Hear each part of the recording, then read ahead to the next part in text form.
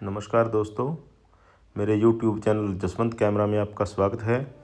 और सभी किसान भाई जो भी इस वीडियो को देख रहे हैं उनके लिए बहुत महत्वपूर्ण वीडियो है।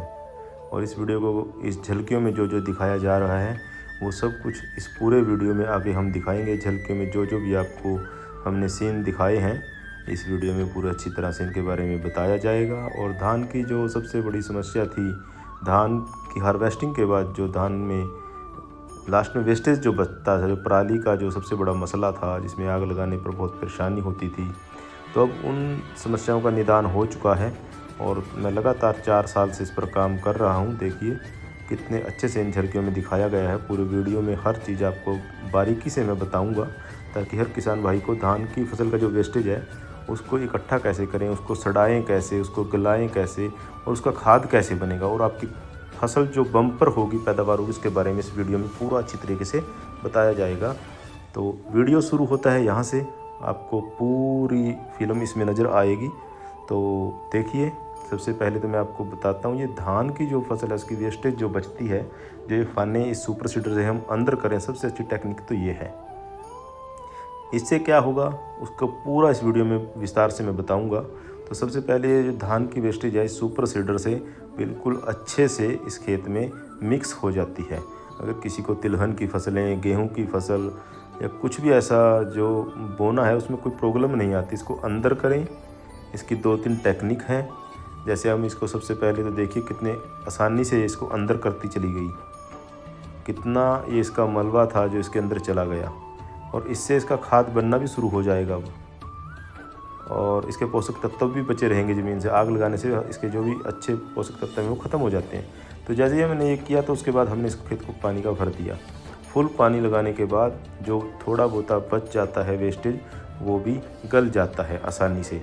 जब हम अगली फसल बोएंगे 15-20 दिन के बाद तो इसमें कहीं भी पराली नज़र नहीं आएगी। और दोबारा से हम सुपर सीडर से ही गेहूँ या तिलहन की फसलें बोएंगे तो बहुत अच्छे तरीके से उनका जर्मिनेशन भी होगा और बहुत अच्छे खाद आपको मिलने शुरू हो चुके हैं। क्योंकि जैसे जैसे गलेगा वैसे वैसे आपकी डाई या और भी जितने न्यूट्रिशन जितने भी तत्व हैं जो फसल के लिए ज़रूरी होते हैं वो सब इसमें हैं, लगभग सब हैं।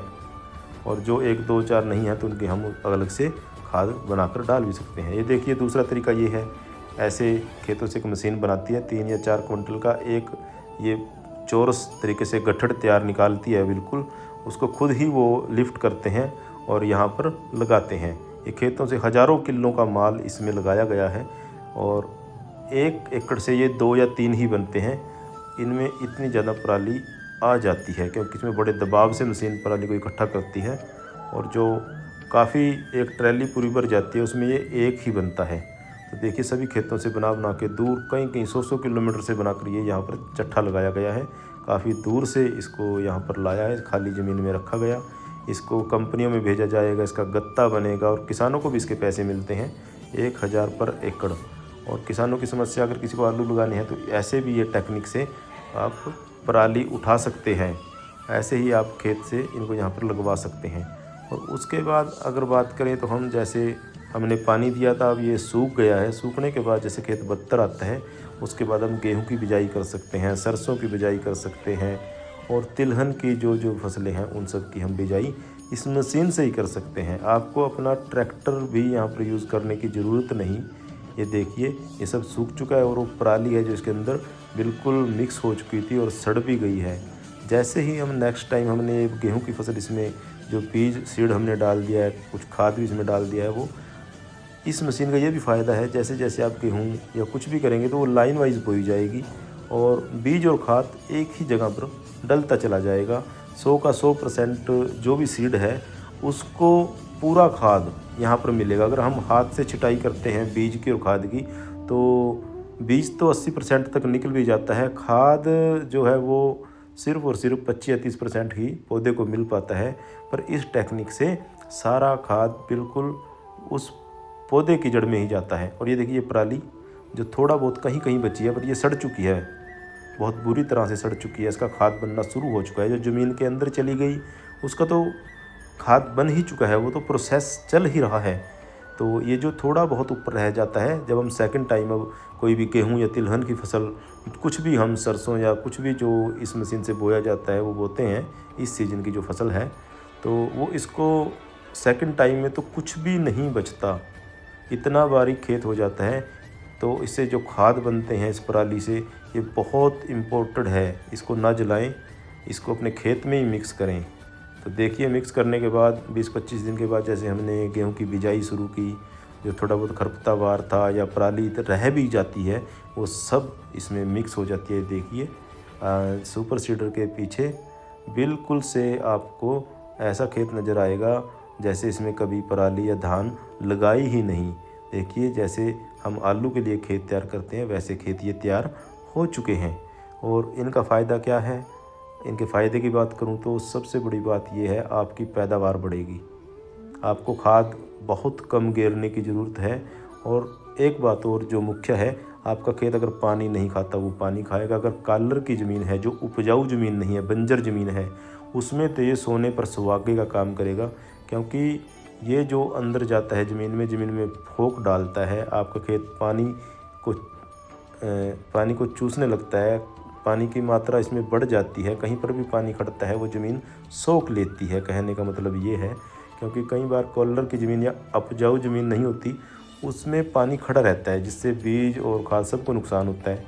तो इसमें क्या है, आपको किसी प्रकार की समस्या नहीं। इस सुपर सीडर से आपको खाद भी सभी प्रकार के इस वेस्टेज से मिलेंगे पराली से, और आपका बीज भी सही जगह पर लगेगा, खाद भी सही जगह पर लगेगा, लाइन वाइज बोया जाएगा, और किसी प्रकार की कोई बीमारी भी इसमें नहीं आती। 2 साल से लगातार मैं इस विधि से कर रहा हूँ, और 3 साल से तो मैं पराली इसके अंदर ही कर रहा हूँ, क्योंकि हर साल आपकी अगर पैदावार 26 क्विंटल रहती है, 22 रहती है, सपोज करो ज़्यादातर एवरेज 22 क्विंटल की ही रहती है, तो वो 22 वाली इसमें 24 हो जाएगी, और हर साल 2 क्विंटल इसमें बढ़ती चली जाएगी।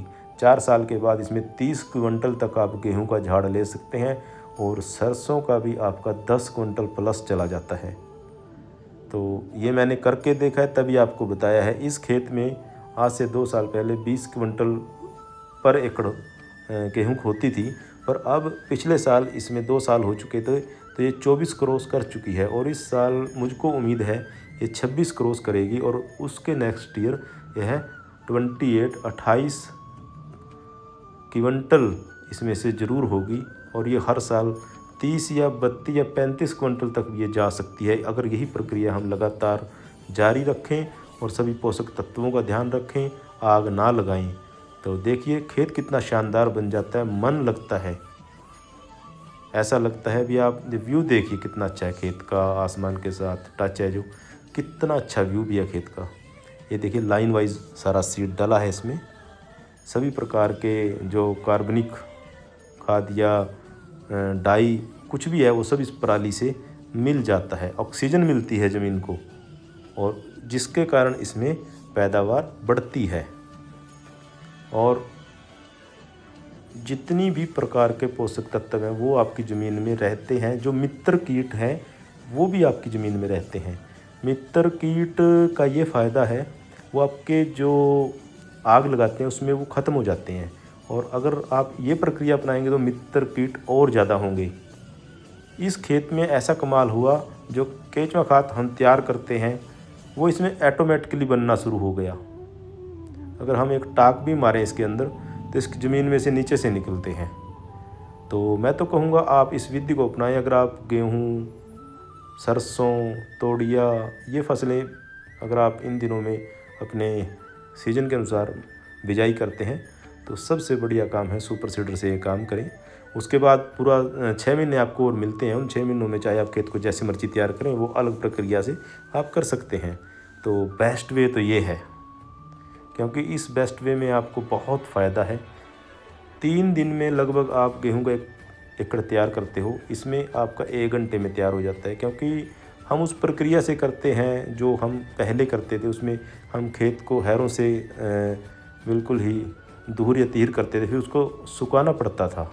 इसमें कहीं अगर थोड़ा बहुत गील रह भी जाती है, मशीन आगे निकल जाती है, वो बीज दबता नहीं, बीज लाइन में डलता है, उसके ऊपर 2 इंच तक ही मिट्टी रहती है। क्योंकि 3 इंच तक ये बीज जाता है।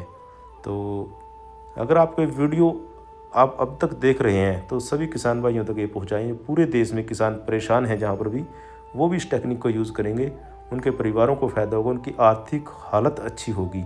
तो आप इन प्रक्रियाओं को अपनाएं और सरकार की भी जो नीतियाँ हैं उनसे भी आप बच सकते हैं, क्योंकि अगर आप आग लगाओगे तो आपको जुर्माना सरकार लगा रही है आजकल। तो उन चीज़ों से बचें, आपका खेत उपजाऊ होगा। पहले हम भी डरते थे, पर हमने ये प्रक्रिया 4 साल से लगभग शुरू की है, तो बहुत अच्छे रिजल्ट हैं। वातावरण साफ़ सुथरा रहता है और किसी को कोई परेशानी भी नहीं होती। और सबसे बड़ी बात है, आपके लिए ईजी प्रोसेस रहेगा पूरा।